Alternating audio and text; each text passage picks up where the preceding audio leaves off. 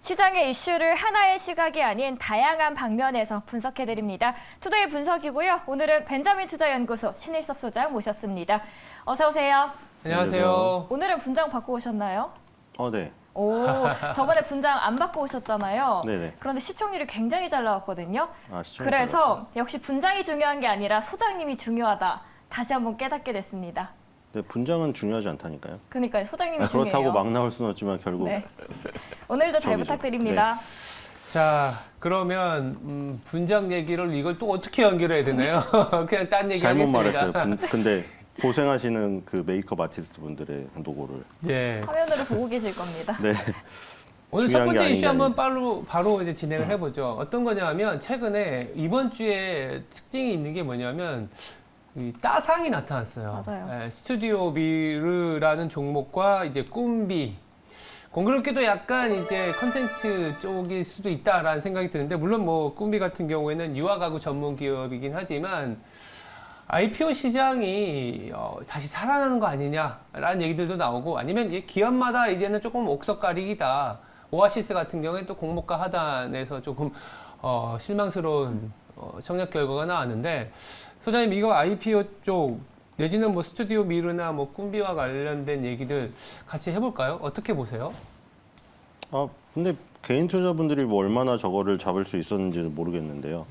실질적으로 도움이 됐는지. 맨날 뭐 그 LG에너지 솔루션 때부터 그렇고 공모 시장에서 흥행을 하는 게 개인 투자자한테 아무 도움이 되지가 않잖아요. 공모 시장에서 흥행을 하면 뭐 합니까? 그 기관이 다 가지고 있고 상장했을 때 첫날에 사면은 다 그 저기 따상돼 가지고 사지도 못하는 거 뒤늦게 사면은 다 물리게 되는 거 아니에요. 그러니까 공모 시장에서 그리고 공모 시장에서 경쟁률 1,500대 1이면 그게 무슨 얘기입니까? 내가 1,500주 넣었는데 한 주 나오는다는 거잖아요. 한 주 가지고 뭐 해 먹겠어요? 콩 볶아 먹지도 못하는데 지금 콩 가격, 설탕 가격 다 올랐는데.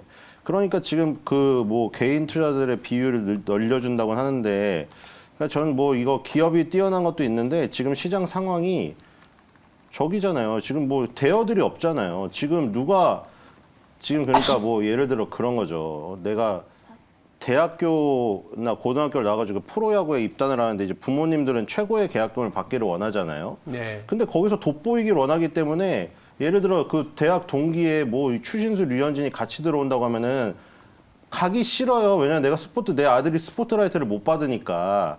그럼 그때 아예 나는 고등학교 때 안 들어가고 류현진 선수가 고졸 출신으로 프로 데뷔 안 되더라고. 내 지금 가면은 못 돋보이니까 야 너 대학교 일단 진학해. 이런 식으로 미룬단 말이죠. 그 뭐냐면은 크래프톤이라던가 LG에너지 솔루션 같은 대여가 상장을 하면은 이렇게 작은 기업들은 상장을 꺼리게 돼요. 왜냐하면 주목을 못 받으니까요. 어떤 CEO의 최종 꿈은 사실 자영업자분들도 마찬가지고 상장이잖아요. 예. 일단 첫 번째 목표가 프랜차이즈고 프랜차이즈를 키우면 상장이에요. 지금 백종원 선생님도 더본코리아 상장 준비 중이잖아요. 상장하면 한순간에 그 자영업으로 성공한 그거랑은 비교가 안 될 만큼 그냥 갑부 단위로 앉는 거죠. 그 대주주기 때문에. 그래서 이제 상장이 최고의 목표인데 그 상장을 하려고 하면 자기가 얼마나 그 키워온 기업이겠어요. 스튜디오 미로도 꿈비도 그럼 최고의 몸값을 받고 싶어 하는데 만약에 LG에너지 솔루션이나 크래프톤 같은 대여가 꼈다고 해봐요.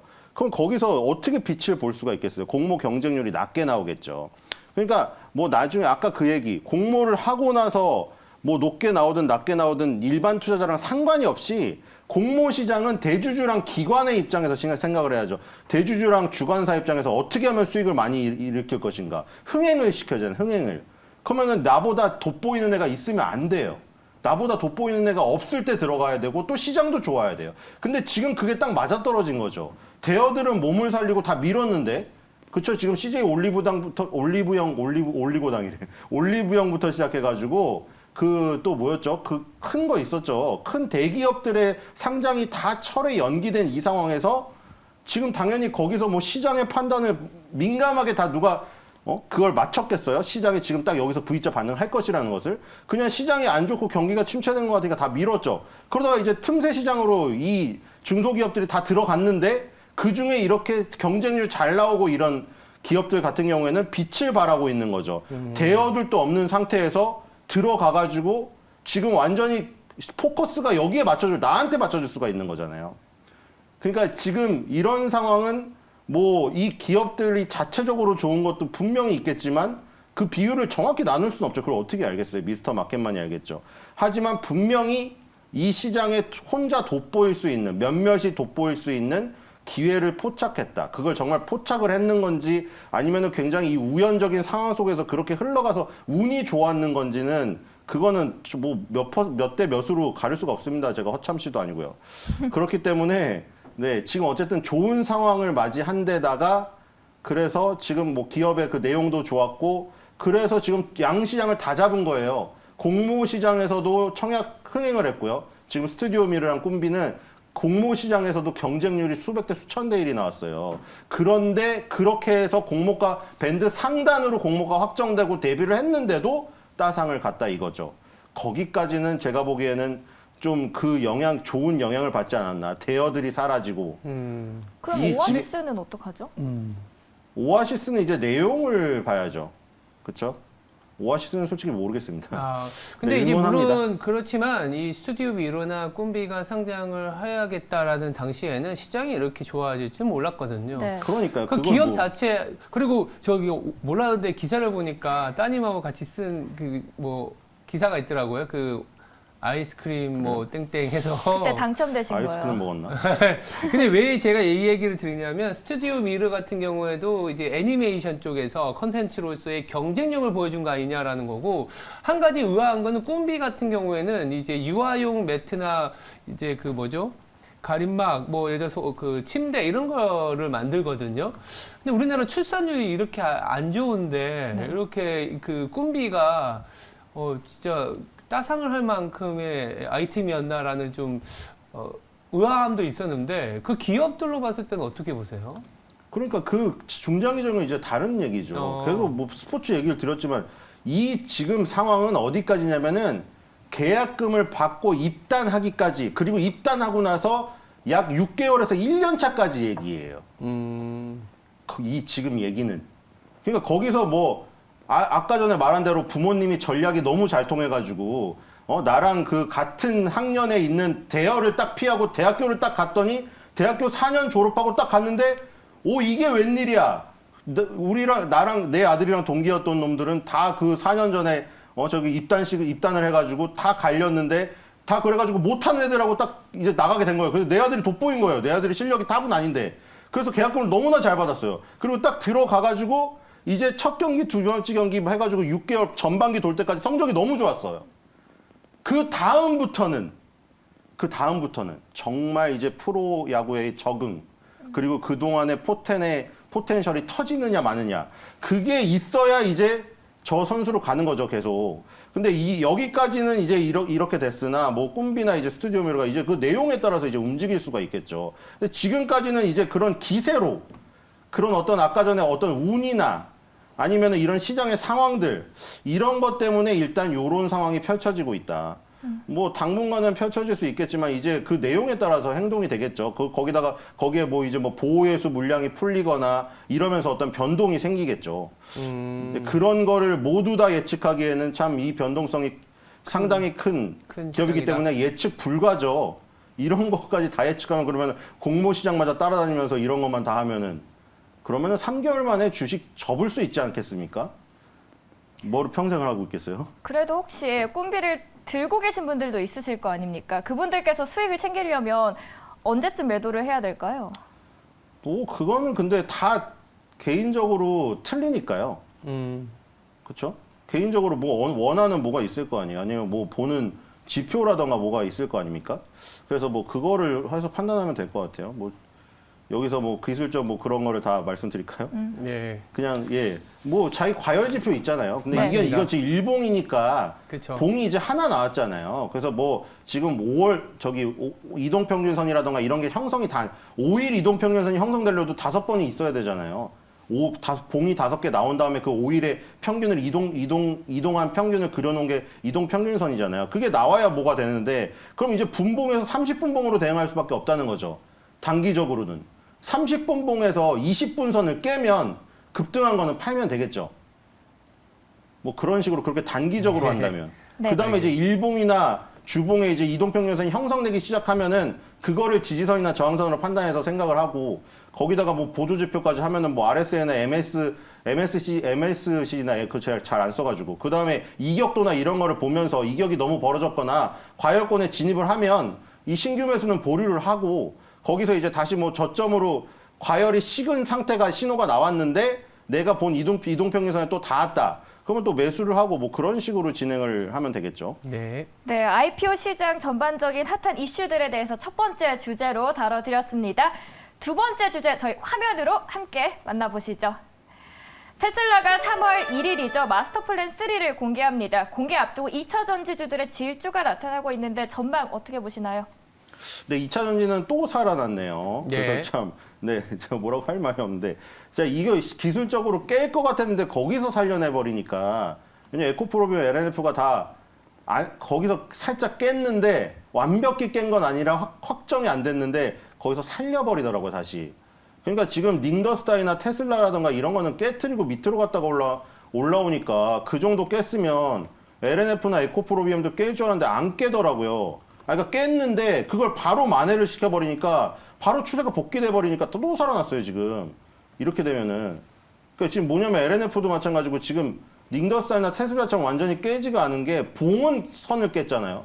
근데 아까 말한 대로 이 이동평균선은 후행을 한단 말이에요. 봉이 먼저 나타나야 그 봉의 결과로 이동평균선이 움직이니까. 근데 이런 식으로 돼버리면은 여기서 지금 깨질 것 같았잖아요. 여기서 한두 달만 더 내려왔으면 깨졌겠죠. 뭐가 깨지냐면 5개월 이동평균선이 20개월선하고 데드크로스가 일어났겠죠. 근데 여기서 바로 이렇게 V자로 쳐올려 버리면은 이 12월 달의 음봉이 이 두 달의 양봉으로 그냥 메꿔져 버렸잖아요. 그러면 여기서 잘 보면은 5개월 이동평균선은 20개월선을 안 깨고 여기서 돌렸단 말이죠. 이렇게 되면 또 추세 복귀거든요. 이격이 식은 가운데. 그렇기 때문에 이러면 또 살아났어요. 왜냐면 닝더스타이나 테슬라가 밑에서 반등을 하고 있거든요. 그러니까 똑같이 떨어지는데 우리나라 소재업체는 이동평균선을 깨지 않는 가운데 다른 세계적인 선도업체, 밸류체인상으로는 더 위에 있는 애들도 깼는데 거기서 이제 올라오다 보니까 이건 뭐 배구의 시간차 공격 같은 거죠. 시간차 공격으로 NLF나 에코프로비움은 그 부분을 뛰어넘어 버린 거예요, 이게. 그래서 지금 또 살아났거든요, 이렇게. 그리고 지금 이 양극재 소재 업체가 중심이었는데 요즘에는 에코프로나 코스모 화학 쪽으로 가고 있어요, 지금.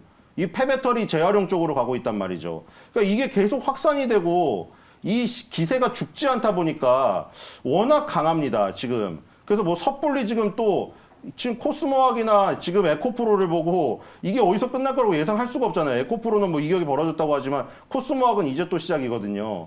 그러다 보니까 이거를 섣불리 뭐 여기서 계속 또 단기적으로 이격이 떨어지거나 뭐 기술적으로 훼손이 되는 걸 보고 이거 끝났네 하다가 또 가고 하니까 또 차전지라는 얘기가 나오잖아요. 지금 주식계 이경영이라고. 그래서 지금 요런 것들이 뭐 끝이 언제 날지 알 수가 없다. 그리고 테슬라 그 앨런 머스크가 발표한 게 그 2006년도에 처음이었고 전기자동차 발표할 때 그 첫 번째 스테이지 발표할 때 사기꾼이라는 말을 들었죠. 근데 사기꾼이 아니었다는 거는 증명이 되었는데 사기꾼은 아니었는데 돌연변인 건 확실해요. 돌연변인 건. 맞죠? 지금 CEO 리스크가 부각이 되기도 했었는데 모든 게 주가에 달린 거예요. 우리 그 보면 알잖아요. 뭐 악마의 재능이라고. 가끔 뭐 사회적으로 조금 무리를 일으켜도 연기나 이런 걸 너무 기깔나게 잘해버리면 그냥 다 묻혀버리잖아요. 이것도 지금 똑같은 겁니다. 그냥 테슬라 주가가 급등하니까 앨런 머스크가 설화를 하건 뭔 트위터가 어쨌건 그 소리가 싹 사라져 버렸어요. 왜냐하면 테슬라 주가가 올라간다는 게 포커스에 맞춰져 버리니까 뒤에서 어떤 그런 일들은 되게 부차적인 일로 치부가 돼 버렸어요. 지금도 마찬가지죠. 그러니까 본업을 그냥 정말 탑으로 잘해버리면은 그런 것들이 없어져요. 왜냐면 그런 것들이 얘기가 나올 때는 항상 뭐냐면 주가가 안 좋을 때. 주가가 안 좋으면은 야, 주가 안 좋은 거 너 설화 때문이야. 이러죠. 근데 주가가 좋으면 어떻게 돼요? 와, CEO가 저렇게 자유분방하고 저렇게 활동적으로 일하니까 잘 되지. 이거 정말 결과에 따라서 모든 판단이 바뀌어버리기 때문에 지금 테슬라 주가가 다시 급등하는 상황에서는 더 이 앨런 머스크의 이번에 발표가 힘이 실릴 수 있다. 이번에 또 뭐 여러 가지 발표를 하겠죠. 지금 뭐 이 스테이지 1 거는 거의 다 이룬 것 같은데 스테이지 2에서는 이루지 못한 것들이 많죠. 뭐 전 세계의 집에다가 뭐 태양광 지붕을 달아가지고 뭐 그 얘기도 있었잖아요. 그리고 인간 휴머노이드, 뭐 다리를 조금 저른데 보고 안 저는 척 해가지고 약간 그거 한다. 그리고 또 그때 뭐 방탄유리라고 했는데 야구공인가요? 앨런 머스크가 야구공을 던졌는데 유리창이 깨져버렸죠. 그러니까 뭐 그런 것들 약간 우스꽝스러운 일들이 벌어지긴 하나 이런 시도를 처음 한다는 거죠. 그리고 주가만 좋으면 그런 것들이 그 과정에서 에디슨 같이 되는 거예요. 에디슨이 달걀을 품은 애가 전구를 개발 못했으면은 걔는 완전 도라이였는데 전구를 개발하니까 그 사건이 야 다른 애들은 맨날 학교에서 가르쳐준 것만 했는데 쟤는 알을 품는다. 너도 알을 품어. 이렇게 되는 거잖아요. 그러니까 지금 이 앨런 머스크가 이제 주가가 잘 나가다 보니까 뭘 해도 무슨 엉뚱한 말을 해도 야 이거 될 것 같아. 이런 분위기입니다. 지금 아주 좋은 분위기예요. 좀비처럼 계속해서 살아나고 있는 2차 전지 테슬라 발표 앞두고 또다시 살아날 것이다라고 말씀해 주셨고요. 자, 그렇다면 2차 전지 쪽으로 넘어가서 투자자 입장에서는 2차 전지 올라가면 공매도가 또 이야기 안 나올 수 없는데 어떻게 생각하시나요? 그러니까 2차 전지가 우리가 좀비처럼 살아난다라는 거에는 방점이 뭐냐면 결국 파이가 커지는 시장이기 때문이다라고 얘기할 수 있어요. 파이가 커지긴 하는데 그렇게 파이가 커지는 부분들이 너무 과도하게 반영했었던 게 지난해까지였잖아요. 뭐냐면 너무 비싸게 거래되었다. 너무 비싸게 거래되었기 때문에 당연히 공매도 세력들 내지는 공매도를 하고 싶은 부분들이 많았잖아요. 팔고 싶은 남력이 커지기 때문에. 그 선두에 있는 게 이제 테슬라였고 테슬라가 작년에 뭐 70% 이상 하락했기 때문에 물론 아직도 밸류에이션적인 부담이 있긴 하겠지만 그 이전보다는 상당히 낮아진 수준이거든요. 그래서 밸류에이션적인 부담이 상당히 낮아진 상황에서 금리라는 변수까지 이제는 목에 차 있다 보니까 당연하게도 우리가 앞으로 MS가 계속 늘어날 쪽은 어딘가요? 전기차지 않습니까? 그러면 결국 이렇게 마냥 계속 팔아가는 상황은 아닌 거예요. 그러니까 시장이 계속 커진다 되는 거는 또 인정은 해야 되겠는데 그 상황에서 상당히 비싸져 있느냐 아니면 싸져 있느냐를 봐야 되는 거죠. 그래서 최근에는 그런 시장의 선순환도 있지만 약간의 공매도가 너무 과도했었던 것들에 대한 그리고 시장이 올라오다 보니까 그 쇼커버링에 의한 강한 상승이 나타났다라고 볼 수 있고 또 한편으로는 2차 전지 쪽에서 실적이 그로스가 나오는지를 챙겨봐야 되기 때문에 이 쇼커버 이후에 시장이 계속 갈 것이냐 이거는 또 다른 문제예요. 그래서 그 좀비처럼 살아났다라는 표현이 어떻게 보면 이쪽이 계속 파이가 커질 수 있고 기회는 여전히 우리 시장에서 줄 수 있는 영역이다라는 거는 갖고 가야 되지 않겠냐라는 그런 시사점이 있다라고 보시면 될 것 같아요. 두 분 다 2차 전지 긍정적으로 보고 계시고 미래성이 밝다. 그렇다면 소장님께서 보고 계시는 탑픽주들이 있을까요?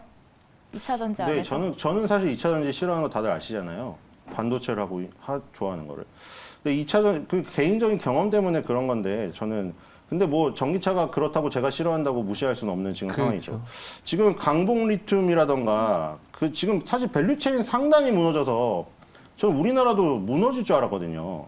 왜냐면 지금 원재료부터 시작하면은 다 무너졌어요. 제가 무너졌다고 얘기하는 건 20개월 선이 깨진 거예요. 20개월 선이 깨지면 그 밑에서는 당연히 압박을 받게 되고 큰 압박을 그리고 위에 갔을 때는 항상 정배열에서 계속 상승을 하게 되거든요.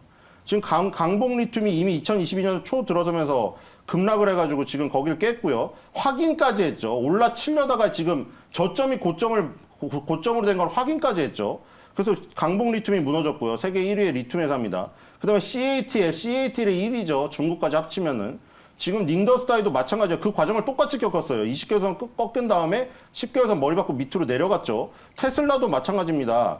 지금 다 여기서 꺾였어요. 2022년도에. 그래서 이런 과정을 거쳤는데 여기서 우리나라 소재업체가 안 꺾인다는 거죠. 여기서 그런 식으로 갈 뻔했는데 살려버렸어요. 여기서. 지금 이런 모습을 보니까 우리나라의 그 양극재 소재나 이런 걸 무시할 수 없다. 또 살아났잖아요. 이렇게 되면 다시 박스권이죠.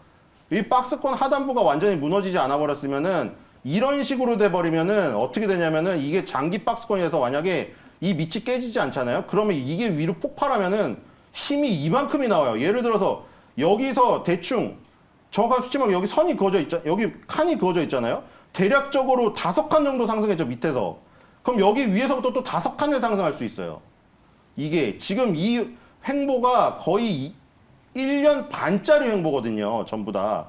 만약에 여기서 다시 한번 여기서 뚫어버리면은 또 큰 게 나와요. 그렇기 때문에 거기서 만약에 지금 아까 전에 깼던 이 밸류체인 상단 애들은 이제 60개월 선에서 반등하고 있거든요. 그러니까 어느 정도 반등이 이어지죠. 60개월 선은 5년 선이기 때문에 망하지 않을 기업이라면 5년마다 재투자가 일어나서 계속 살아나게 돼요. 그러니까 60개월 선을 깨지 않는 거고, 그렇기 때문에 40년짜리 나스닥이나 이런 걸 봤을 때 60개월 선을 깬 적이 거의 없었기 때문에 이번에도 확률적으로 믿어야 된다고 해서 거기서 V자 급반등 일어난 거 아닙니까? 나스닥이나 전부 다. 지금 기술주들이. 그리고 지금 뭐 금리는 이제 5%에서 6%대가 거의 가고 있기 때문에 여기서 만약에 뭐 그냥 동결이나 이런 거라도 나오면 이 기술주라던가 성장주는 완전히 반색을 하게 됩니다. 그런 부분이 있어가지고 굉장히 강세를 띌 수가 있고, 아까 말한 대로 결국 폐배터리 재활용 쪽으로, 물론 아까 전에 에코프로비움 LNF는 지금까지 선도주였기 때문에 우리나라의 선도주가 다른 나라의 밸류체인, 그것도 더 에코프로비움이나 LNF보다 더 위에 있는 밸류체인보다 얼마나 강한지를 보여드리기 위해서 본 거고, 지금은 사실은 에코프로라던가 코스모학 이런 쪽, 아니면은 중소형주는 세비캠이라던가 세비시, 비시, 치잇이 아니라 COC예요. 계속 세비 빗자 치다가 안 나옵니다. 그래서 세비캠이라던가 성일하이텍 같은 이 폐배터리 재활용, 이쪽이 부각될 가능성이 있겠죠. 왜냐면 아까 전에 지금 강봉 리튬, 간펑 리튬도 있는데 그 중국산 리튬이라던가 중국산 뭐 망간 이런 거, 코발트 이런 거 가지고, 물론 코발트는 콩고민주공화국에서 많이 나는데 재련 쪽을 중국이 다 먹고 있어요. 그렇기 때문에 어차피 호주 광산에서 나든 콩고 광산에서 나든 다 중국 업체가 빼가가지고 거기서 재련을 하기 때문에 다 중국 업체에서 받아와야 돼요. 근데 지금 미국이나 유럽이 그걸 막으려고 하고 있는 거잖아요. 이제 우리나라에서, 미국이나 유럽에서 난 원재료를 쓰거나 아니면은 폐배터리에서 재활용한 비율을 신차에도 몇 퍼센트 해서 차순대로 올라가게 되어 있어요, 지금.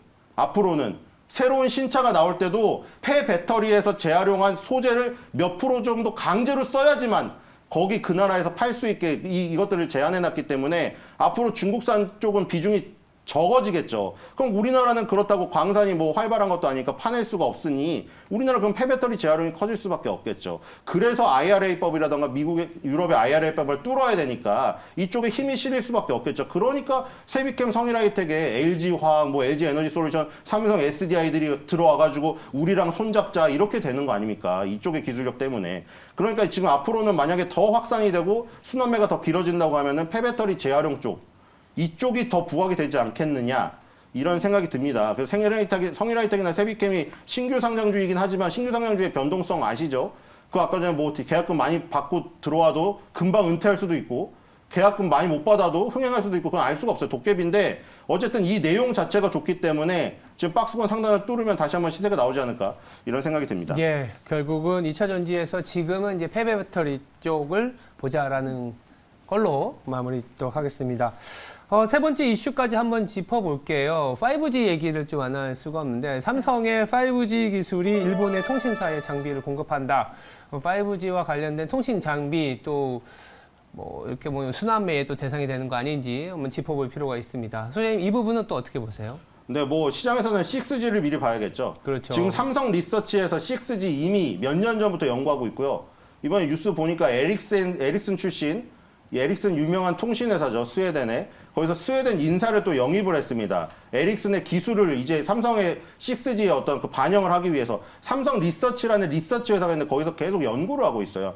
그러니까 지금 6G, 5G에서 6G의 그 특징은 초공간이라고 하죠, 초공간. 우리가 뭐 시대를 초월하고 뭐 시공간을 초월하고, 옛날에 마법소녀 리나인가요? 그거 있죠? 주문을 외우면 시공간을 초월해가지고 다 멈춘 다음에 자기가 마법을 부리잖아요. 그런 시대가 오는 거예요. 그러니까 이건 너무 만화 같은 얘기인데 이런 거죠. 이제 섬이든 하늘이든 우주든 어디에서든 통신이 가능한 그 시대. 지금 5G 안 터진다고 뭐 말이 많죠. 5G 처음에 나왔을 때 속도가 얼마라고 딱 얘기했는데 그 속도는 뭐냐면 통신사가 최대한 모든 스펙을 갖췄을 때 나오는 속도예요.